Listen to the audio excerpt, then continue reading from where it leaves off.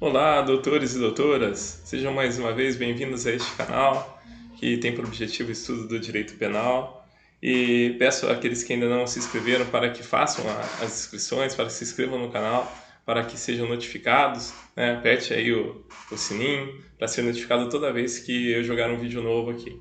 E peço também que sempre contribua, dando suas informações, conselhos, o que eu devo melhorar, o que eu devo fazer para que o vídeo fique melhor. E aí, se achar que está tudo legalzinho, que devo manter essa mesma linha, por favor, clique aí no joinha, dá um like aí pra gente, para podermos saber se estamos no caminho correto. Pois bem, hoje nós vamos tratar sobre o homicídio, o crime de homicídio, tipo penal do homicídio, que está previsto aí no artigo 121 do Código Penal. Bom, na sequência do artigo nós vamos ter as qualificadoras, vamos ter causas de diminuição de pena, causas de aumento de pena, mas o que a gente tem previsto aí no caput do artigo, ou seja, na cabeça do artigo, é o crime de homicídio na sua forma simples. Então, homicídio simples é aquele previsto no caput do artigo 121 do Código Penal, que prevê uma pena de reclusão de 6 a 20 anos. Lembrando das aulas, como que eu sei que o homicídio é simples? O homicídio será simples quando não for qualificado. Essa é a melhor resposta. Não tem, na verdade, uma outra. Porque se não encontrarmos nenhuma qualificadora, o homicídio será simples. Se, por acaso, numa questão futura de prova, eu te perguntar, olha, descreva uma conduta e pergunto, que espécie de homicídio houve aqui? Se você me disser que for qualificado, a próxima pergunta que vem é com base em qual qualificadora? Porque se não houver, o homicídio é simples. Pois bem, na sequência nós temos no parágrafo 1º a previsão de uma causa de diminuição de pena. Ali nós temos a figura do homicídio privilegiado. Eu já disse isso em sala de aula e peço a vocês que se lembrem para evitar essa expressão no tribunal do júri. Porque dá a impressão que, olha, o jurado pode ficar mal impressionado. O sujeito acabou de praticar um crime de homicídio e aí vai ter um privilégio? Pode interpretar mal. Então, evitem essa expressão homicídio privilegiado. A doutrina também chama de homicídio minorado. Causa de diminuição de pena também é conhecida como minorante. Fiquem atentos para a questão, principalmente de prova, que eu posso perguntar nessa forma. E aí, na sequência, nós vamos ver, por 3 razões, o legislador concede uma diminuição de pena de 1/3 a 2/3, no caso do crime de homicídio. Quando for praticado por meio de relevante valor social, que é aquele mais ligado à coletividade, é algo coletivo, a comunidade entende de modo objetivo, que não é que se justifica a prática do homicídio, mas se entende, se explica em razão dessa motivação, ter uma relevância social. O exemplo clássico é o do linchamento. Terceiros veem uma situação, por exemplo, um crime de estupro, retiram o estuprador de cima da vítima e começam a batê-lo e desejando mesmo a sua morte, ou podendo prever e assumindo risco com relação a ela. É uma situação em que poderíamos reconhecer um relevante valor social, já que a prática do estupro ela é hedionda, ela é tão repugnada pela sociedade. O relevante valor moral tem o mesmo tom. No entanto, nós levamos em consideração algo subjetivo. É um valor subjetivo, é algo ligado diretamente à pessoa. Digamos que o pai, o esposo, o irmão da vítima presenciasse a cena do estupro e agisse imediatamente em legítima defesa e excedesse em suas condutas. Ele só tivesse dado uma bela surra ou mesmo matado o estuprador. Nesse caso, como ele tem uma relação pessoal com a vítima, nós não estaríamos diante do relevante valor moral, mas sim do relevante valor social. Essa relevância é de natureza subjetiva, ela vai depender de cada caso prático. Porém, vai ser considerado social se for no coletivo, de modo objetivo, ou moral se for individual, se for no caso subjetivo. E a terceira hipótese que se justifica, ou perdão, eu insisto em falar essa justificativa absolve. Aqui no caso, privilegia, minora, e se reduz a pena. É no caso do homicídio praticado sob o domínio de violenta emoção, logo em seguida a injusta provocação da vítima. Percebam que aí nós temos algumas elementares para a aplicação dessa circunstância. Vejam, Primeiro, a gente tem que estar sob o domínio da violenta emoção. Não basta simplesmente sentir uma violenta emoção. Ele tem que estar totalmente dominado. Ele tem que ter as suas razões todas abaladas por essa violenta emoção, para então se verificarmos esse requisito. Tem que ser logo em seguida a injusta provocação da vítima. Esse logo em seguida é controverso na doutrina. O que se entende por logo em seguida? Logo em seguida do fato, logo em seguida da notícia do fato. E quanto tempo esse logo em seguida? Uma semana, um mês, dias? Varia de acordo com cada caso prático. O interessante notar é que fica sempre mais fácil o reconhecimento quanto menor é o lapso temporal decorrido. E aí podemos aplicar de maneira mais tranquila, mas não há aí uma matemática, uma métrica para estabelecer essa situação. E a injusta provocação da vítima, aí o critério é objetivo, né? Então temos que verificar se a vítima ela provoca de maneira injusta.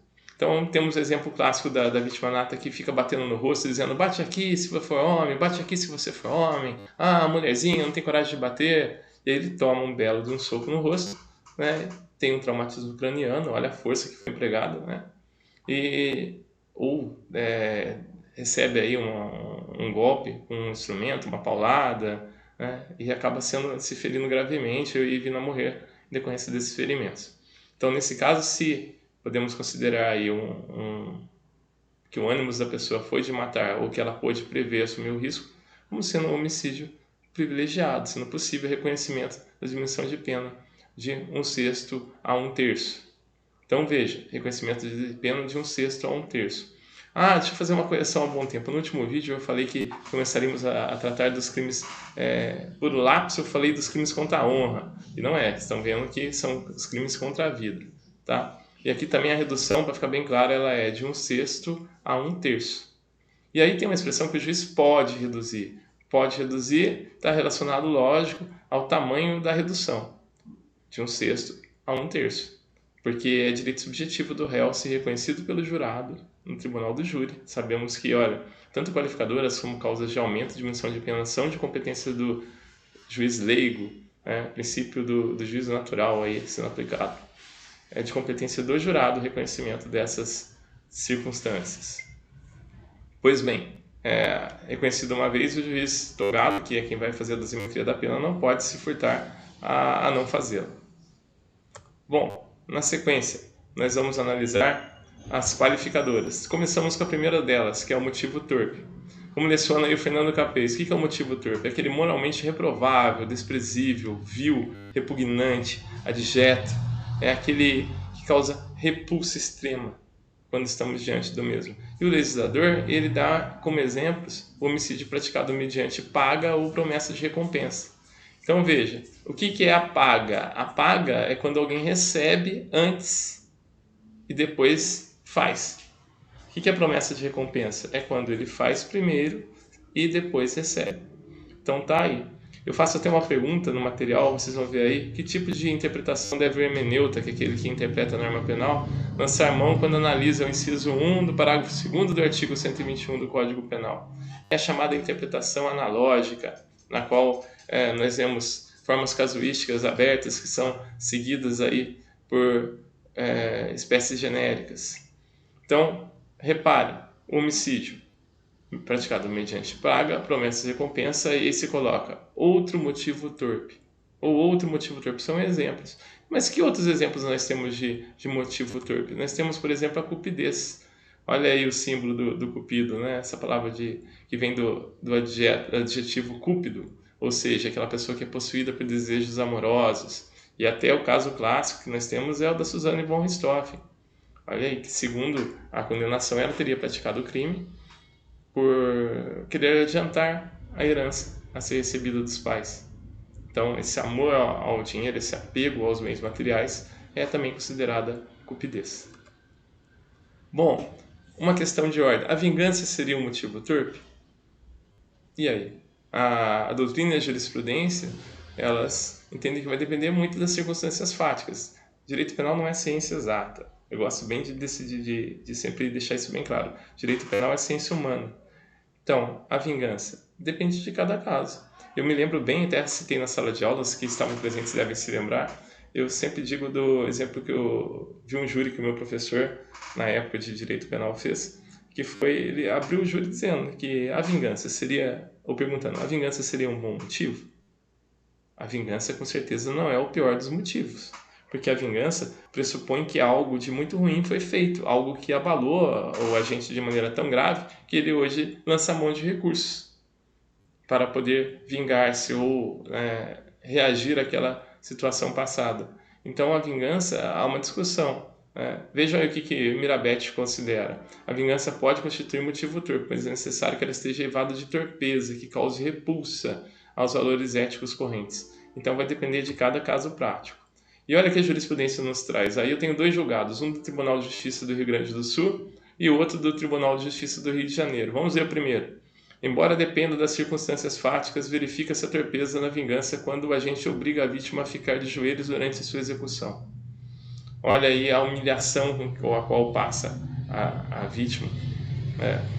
Engraçado essa decisão do Tribunal de Justiça do Rio Grande do Sul, que ela está considerando mais a conduta praticada pelo agente. No momento em que passa um trem aqui, eu moro na frente da ferrovia, então não se importa com isso. Vamos seguir. E aí o Tribunal de Justiça considera mais uma conduta do que propriamente uma motivação.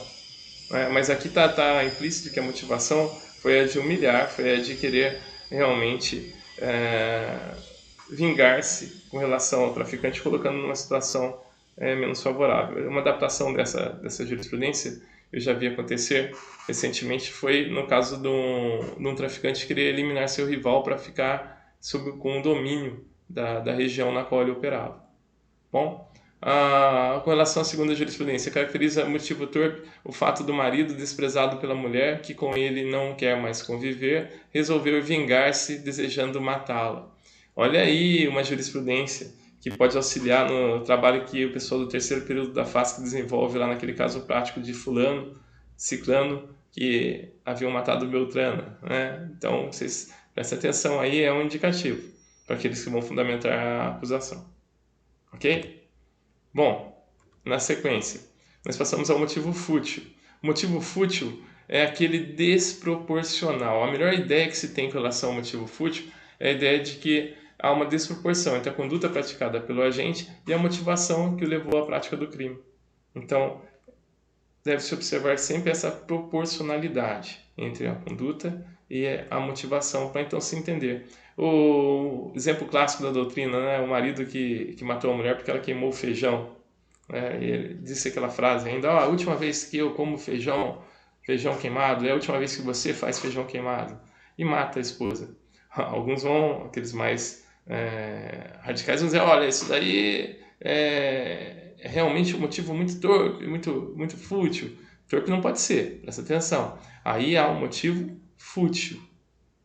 Apesar de ser repugnante, ser vil e adjeto, ele é mais desproporcional que qualquer outra coisa. Haveria aí um caso de feminicídio? Olha, já vamos adiantar. Matou por quê? Porque era a mulher, se fosse homem ele não teria matado? Ou matou em razão da condição, do gênero dela? Ou a motivação foi realmente a conduta dela de ter queimado o feijão? Então aí nós afastamos a figura do feminicídio e consideramos o motivo fútil. O próprio feminicídio já, na minha opinião, é considerado um motivo fútil. Mas vamos deixar essa discussão mais para adiante, já tivemos em sala de aula, e vamos seguir aqui. E olha outro exemplo aí do Guilherme de Souza Nutti. Matar o dono do bar que se recusou a vender fiado. Vender, marcar para o sujeito pagar um outro dia. Tá aí, motivação fútil. Entre outras tantas. A doutrina da jurisprudência diverge com relação à análise do ponto de vista de qual motivo fútil ocorreu. Olha só, segundo a corrente representada pelo Guilherme de Souza Nutti, pelo André Utti e pelo Mirabete, deve ser feita uma análise de forma objetiva, ou seja, com base no humus médio, no homem médio. Já o Fernando Capês, citando inclusive o entendimento do Tribunal de Justiça do Estado de São Paulo, já pensa que deve ser analisado do ponto de vista mais subjetivo, do ponto de vista do réu. Pois bem, quem está certo, quem está errado? Olha, direito não é ciência exata. Eu dou aqui um exemplo da briga de trânsito. Por qual razão ocorreu a briga de trânsito? Será que foi um amor exagerado que o sujeito tinha com relação ao seu veículo? Ou será que a briga de trânsito envolveu um ferimento de um dos ocupantes do carro? Então, nesse caso, vejam, de acordo com cada caso prático. Mas, todavia, nós temos que analisar, na minha modesta opinião, sempre do ponto de vista subjetivo. Então, num dos raros momentos aí, eu dou razão ao Fernando Capês. Digo raros momentos porque meu pensamento raramente se alinha com um dele.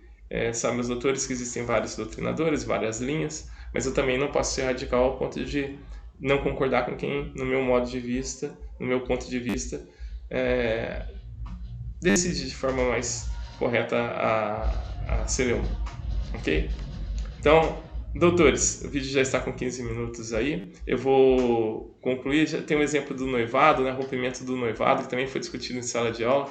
Será que esse noivado, quanto tempo que se deu o noivado? É um elemento a ser analisado. Então, percebam, não vejo como ser correta a análise objetiva, mas sim cada caso prático de maneira subjetiva. Bom, tá aí, nesse slide eu coloco aí o meu posicionamento, né? Vocês observam aí como que eu me posicionei, mas fiquem à vontade. Como eu sempre digo, direito penal não é ciência exata. Se houver uma fundamentação de acordo com o entendimento pautado na lei, na doutrina, na jurisprudência, eu não posso dizer que está errado. Eu posso simplesmente dizer que não concordo. E aí é o posicionamento. Defesa e acusação têm posicionamentos que podem ser divergentes e quem decide é o magistrado. Então é interessante notar que outro caso aí é o dos ciúmes também, passei aqui e me lembrei, nós já vimos em sala de aula, que os ciúmes também, na minha opinião, depende de cada caso prático, depende da extensão das circunstâncias para então considerarmos se é motivo fútil ou não. Pois bem, o material está aí à disposição dos doutores, eu não vou mais me estender muito com relação a isso. Vai ficar para a próxima aula a discussão sobre o emprego do meio cruel, ou como aquele que possa resultar perigo comum, fica para o próximo vídeo. Pois bem, então espero ter sido útil. Procurei ser mais breve nesse vídeo, vou procurar fazer vídeos mais curtos. Por favor, se inscreva no canal, dê um like se gostou e vamos seguir nesse sentido. Qualquer dúvida pode ser enviada para mim por e-mail, pode ser pelo WhatsApp. Dê preferência ao WhatsApp, que eu respondo sempre de maneira mais rápida do que pelo e-mail. Bem? Então, um grande abraço, doutores e doutoras. Até o próximo vídeo.